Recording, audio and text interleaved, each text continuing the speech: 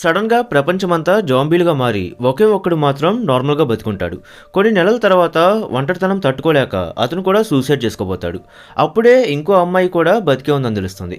ఇంకప్పుడు ఏం చేశాడు? అపార్ట్మెంట్స్‌లో ఉండే ఇద్దరి లైఫ్ చివరికి ఏమైందనేదే ఈ మూవీ కాన్సెప్ట్. ఇది 2020లో రిలీజ్ అయిన 'ఎలోన్' అనే హాలీవుడ్ ఫిలిం. ఇక కథలోకి వెళ్దాం. ఓపెన్ చేస్తే ఎయిడెన్ అనే పర్సన్ డిప్రెషన్కి గురై సూసైడ్ చేసుకోవాలనుకుంటాడు. అప్పుడే స్టోరీ ఫ్లాష్ బ్యాక్లోకి వెళ్తుంది. ఎయిడెన్ ఒక పెద్ద అపార్ట్మెంట్లోని ఓ ఫ్లాట్లో నివసిస్తూ ఉంటాడు. ఓ రోజు పొద్దున్నే ఎయిడెన్ నిద్ర లేచి రెడీ అవుతూ ఉండగా డోర్ బయట అతనికి వింత వింత శబ్దాలు వినిపిస్తూ ఉంటాయి. లైట్ తీసుకొని వెళ్ళి టీవీ ఆన్ చేస్తాడు. అయితే టీవీలో కూడా ఎమర్జెన్సీ బ్రాడ్కాస్ట్ రావడం చూసి కొంచెం కన్ఫ్యూజ్ అవుతాడు. అప్పుడే బయట ఏవో అలర్లు వినిపిస్తూ ఉండడంతో ఏం జరిగిందో చూడడానికని బాల్కనీలోకి వెళ్తే పైన ఒక హెలికాప్టర్ కంట్రోల్ తప్పి పక్కనున్న బిల్డింగ్ పైన పడుతుంది. బిల్డింగ్ కింద అందరూ భయంతో పరిగెడుతూ కనిపిస్తారు.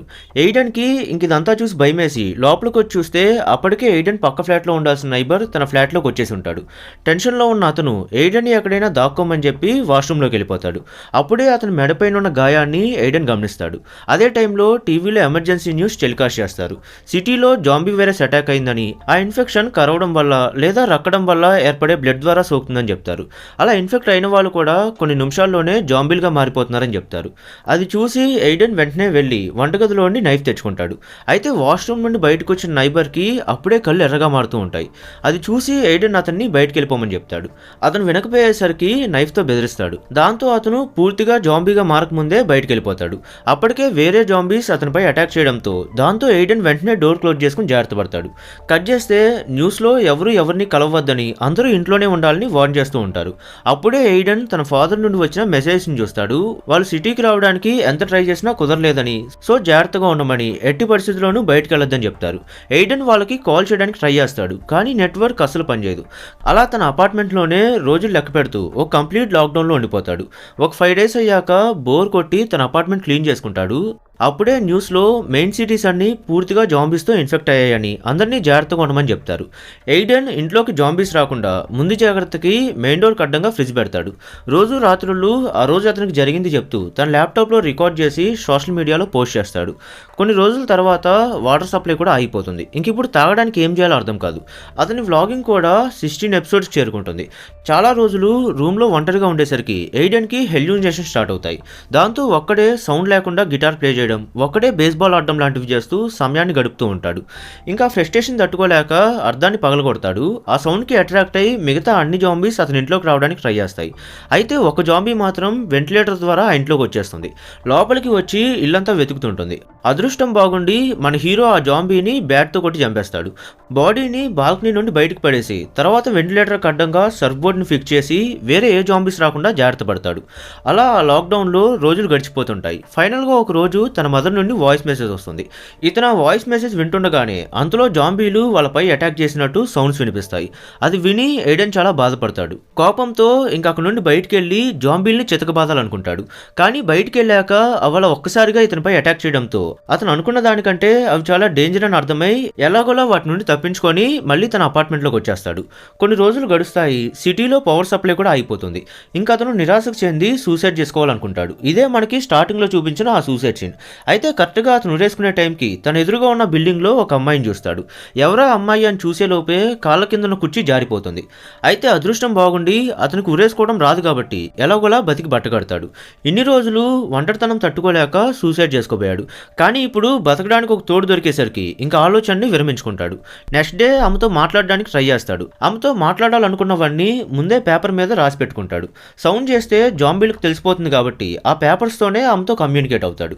ఆమె పేరు ఈవా అని చెప్తుంది. ఆమె కూడా అక్కడ ఒంటరిగానే ఉంటుంది. ఎన్నో నెలల తర్వాత ఒక మనిషితో మాట్లాడేసరికి అది ఆ పర్సన్ అమ్మాయి కావడంతో ఎయిడెన్ చాలా ఎగ్జైట్ అవుతాడు. అదృష్టం బాగుండి ఆ రోజు రాత్రి వర్షం పడడంతో ఎయిడెన్ ఆ నీటిని వీలైనంత వరకు కలెక్ట్ చేసుకుంటాడు. పనిలో పని గడ్డం కూడా గీసుకొని చాలా రోజుల తర్వాత నీట్గా స్నానం చేస్తాడు. నెక్స్ట్ డే మార్నింగ్ బాల్కనీలోకి వచ్చి మళ్ళీ ఈవాతో కమ్యూనికేట్ అవుతాడు. బేస్బాల్కి తాడు కట్టి దాన్ని ఈవాకు విసిరి ఆ తాడు సహాయంతో ఆమెకు వాటర్ బాటిల్స్ పంపిస్తాడు. అప్పుడే ఒక జాంబీ పైకెక్కుతూ ఇవా దగ్గరికి వెళ్తూ ఉంటుంది. అది గమనించిన ఎయిడెన్ బాటిల్తో కొట్టి దాన్ని తరిమేస్తాడు. అదే టైంలో అతని అపార్ట్మెంట్లో కూడా వేరే జాంబీస్ రావడానికి ట్రై చేస్తాయి. ఎయిడెన్ వెళ్ళి డోర్ ఓపెన్ అవ్వకుండా అడ్డుగా ఉంటాడు.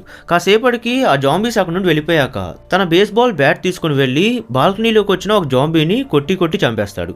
ఆ రోజు రాత్రి ఎయిడెన్ ఫుడ్ కోసం బయటకు వెళ్తాడు. స్టార్టింగ్లో అతని ఇంటి ముందు చనిపోయిన నైబర్ పాకెట్ నుండి కీస్ తీసుకొని అందులో కొన్ని జాంబీస్ అటుగా రావడంతో వెంటనే ఆ నైబర్ ఫ్లాట్లోకి దూరిపోతాడు. అక్కడ ఉన్న ఫుడ్ తీసుకుంటాడు. అలాగే పనికొచ్చే వస్తువులు ఏమైనా ఉంటే కలెక్ట్ చేసుకుంటాడు. మంచం కింద ఉన్న తాడును తీసుకోబోతుంటే సడన్గా అక్కడికి ఒక జాంబీ వస్తుంది. అది ఎయిడెన్ పైన అటాక్ చేయబోతుంటే ఎయిడెన్ ఫైట్ చేసి దాన్ని చంపేస్తాడు. అలాగే బయట ఉన్న జాంబీస్ నుండి కూడా ఎలాగోలా తప్పించుకొని తన ఫ్లాట్లోకి వెళ్ళిపోతాడు.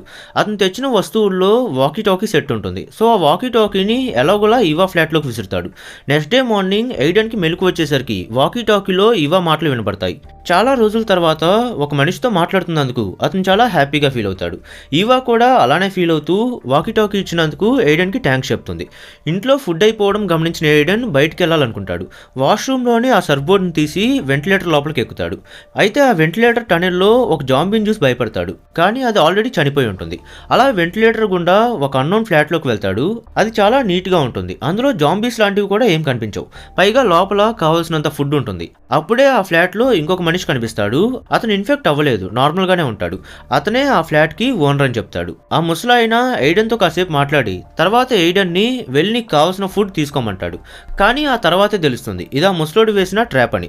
సెల్ఫ్లో ఉండి ఫుడ్ తీసుకుంటుంటే ఎయిడెన్ని తలపైన కొట్టి స్ప్రో కోల్పోయేలా చేస్తాడు. కట్ చేస్తే ఆ ముసలోడు ఇదంతా తన వైఫ్ కోసం చేసి ఉంటాడు. యాక్చువల్గా ఆ ముసలోడి వైఫ్కి ఇన్ఫెక్షన్ సోకి జాంబీగా మారి ఉంటుంది. అయినా కానీ ఆమంటే అతనికి చాలా ఇష్టం అవ్వడం వల్ల సో జాంబీగా మారాక కూడా ఆమెను వదులుకోలేకపోతాడు. అందుకే ఆమెను కట్టేసి తనతో పాటు ఇంట్లోనే పెట్టుకుంటాడు. నా వైఫ్ ఆకలి తీర్చడం కోసమే నిన్ను బంధించానని చెప్పి ఏం బాధపడకు, తను నిన్ను పీకు తినేటప్పుడు నొప్పి కలగకుండా ఉండడానికి పెయిన్ కిల్లర్స్ ఇస్తాలే అని చెప్తాడు. అప్పుడే డోర్ దగ్గర ఏవో సౌండ్స్ వినపడేసరికి అతను బయటికి వెళ్తాడు.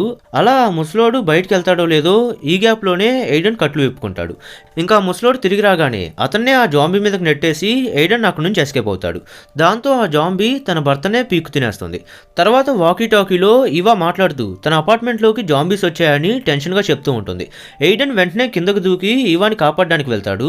కానీ బిల్డింగ్ కింద ఉన్న జాంబీస్ అతనిపై అటాక్ చేస్తాయి.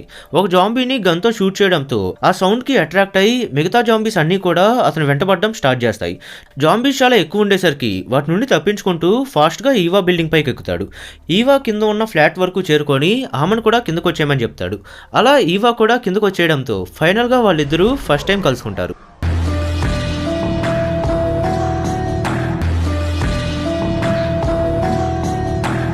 ఇంకిద్దరూ అక్కడ నుండి తప్పించుకొని బయటికి వెళ్తారు. దారిలో చాలా జాంబీస్ వాళ్ళ మీద పడతాయి. వాటన్నిటి నుండి తప్పించుకుంటూ ఫైనల్గా ఎయిడెన్ ఫ్లాట్కి చేరుకుంటారు. ఫస్ట్ ఈవా లోపలికి వెళ్తుంది. ఎయిడెన్ కూడా వెళ్ళబోతుంటే సడన్గా ఒక జాంబీ అతన్ని అటాక్ చేస్తుంది. ఎయిడెన్ ఆ జాంబీతో చాలాసేపు ఫైట్ చేసి ఫైనల్గా ఎలాగోలా లోపలికి వచ్చేస్తాడు.